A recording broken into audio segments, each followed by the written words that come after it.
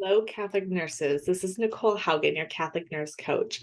I am a wife, mom, and a nurse for, I think, 12 years now. And my specialty is mostly in hospice and home health. And so, mostly hospice.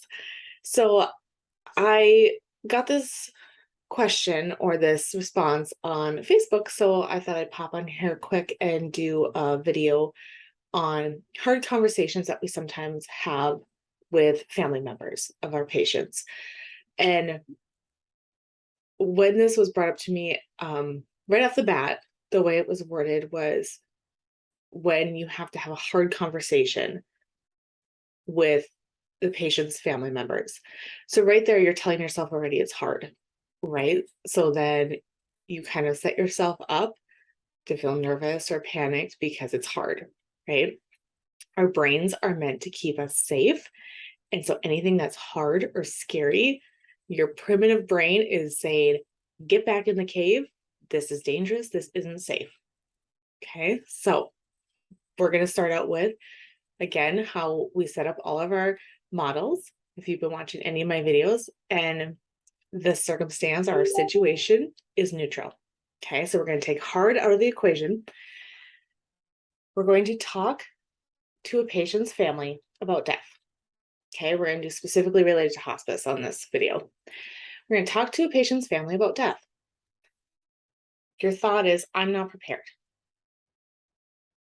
A feeling is a vibration in our body caused by a thought. So that thought causes the feeling in your body, the vibration in your body of incompetency, right? You're incompetent. So some ways that feeling of incompetent has you show up from the thought, I'm not, I'm not prepared. You show up nervous. First off, you try to avoid the conversation altogether, right? You don't want to talk about it. You want to avoid it.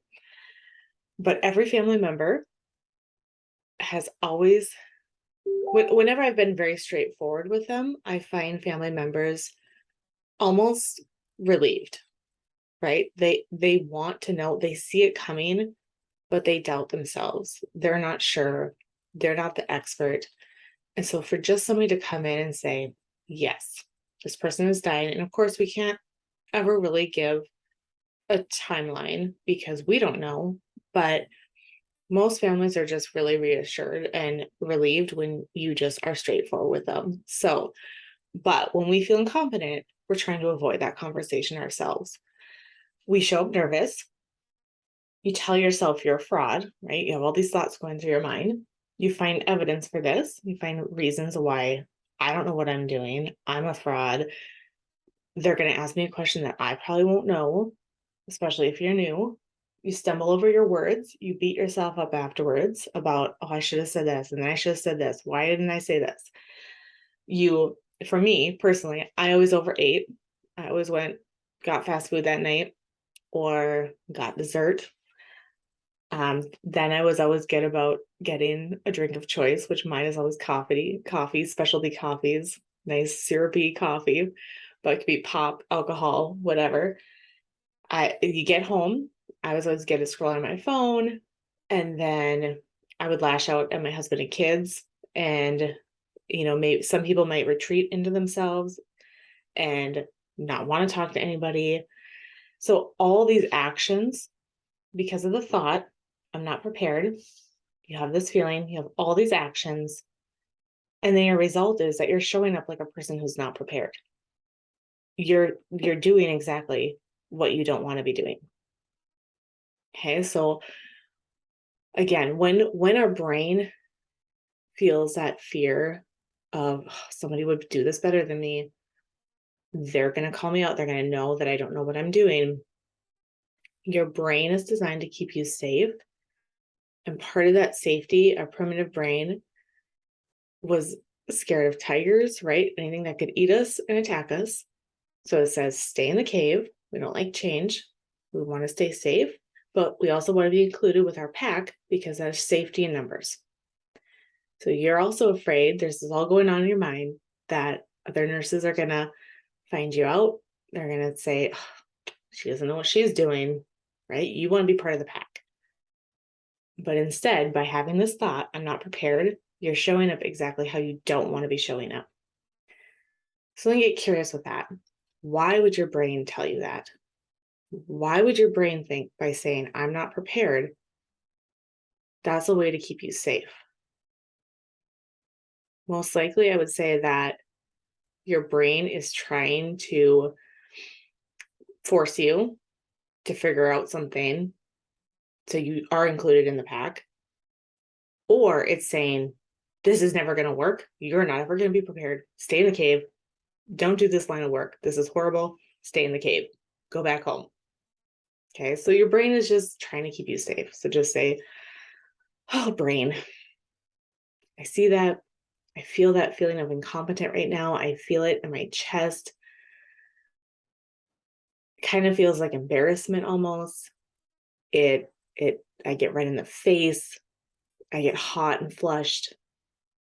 And just really sit with that incompetent feeling. And after you sit with it for like 90 seconds, it goes away. So instead of doing all these actions and sitting in this incompetent feeling all day long, if you just sit with the feeling, it'll go away. And then after you've sat with it, you can think, okay, what is some way that I want to think? How do I want to show up?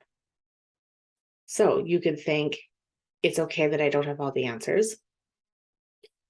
I'm learning. I'm learning as I go.